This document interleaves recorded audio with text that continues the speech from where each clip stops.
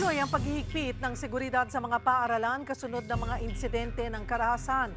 Tiniyak naman ng pamahalaan na ang mga kabataang masasangkot sa krimen isa sa ilalim sa karampatang intervention sa mga bahay pag-asa. Para bigyan ng mukha ang balita, Mobile Journal, Merimon Reyes.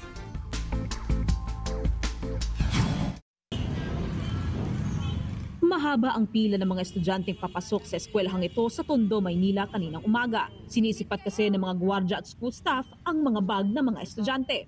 Ang matatalim, gaya ng gunting, pinaiiwan sa gate. Ganito rin ang siste sa President Sergio Osmeña Senior High School sa Tondo, pati sa San Francisco Benitez Elementary School.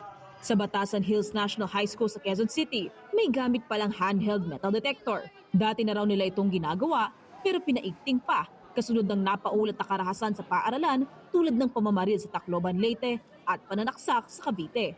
Malaking bagay din yun na may ginagamit yung mga guard. So deterrent na yun para makita ng mga bata na hindi na sila magpasok ng mga bawal na gamit. Pabor naman sa paghihigpit ang mga magulang at guardian. Okay lang po. At least safety po mga bata. Yung iba nga nag-chat na sa GC namin na pwede bang online na lang yung klase? Hindi naman pwedeng ganun, di ba? Kasi parang hindi talaga natututong gaano yung mga estudyante. Sana transparent yung mga bag nila para nakikita na lang ng guard. Hindi na binubuklat. May mga pulis ding umaalalay pero sa labas lang ng paaralan. Sa eskwelahang ito sa Maynila, hindi lang inspeksyon sa mga bag ang ginawa. Binawalan na rin ang mga estudyanteng maglagay ng ballpen sa bulsa kapag lalabas ng classroom.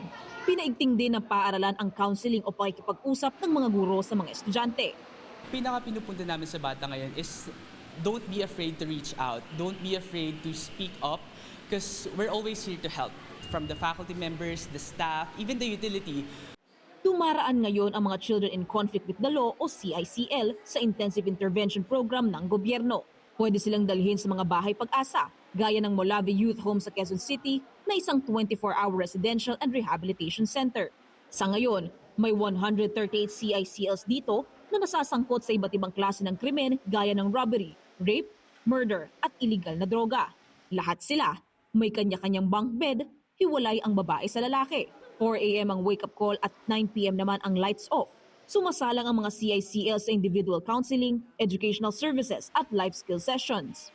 Mayroon ding home life training kung saan tinuturuan sila ng mga gawaing bahay at livelihood training kung saan tinuturuan silang gumawa ng handcrafts, manahe at magpinta. Pero limitado ang galaw ng mga bata sa pasilidad. Lahat may oras at laging may bantay na gwardiya. Talagang ini-instill natin ang disiplina. So hindi ito bahay bakasyunan.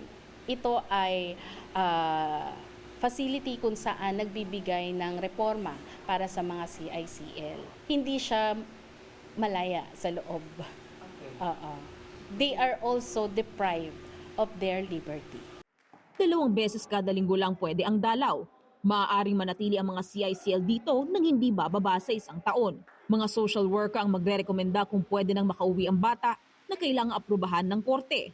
Sa record ng Juvenile Justice and Welfare Council, 117 ang operational na bahay pag-asa sa buong bansa na karamihan minamanage ng mga LGU. Mga kapatid, Mobile Journalist Merimon Reyes po, hatid ang mukha ng balita.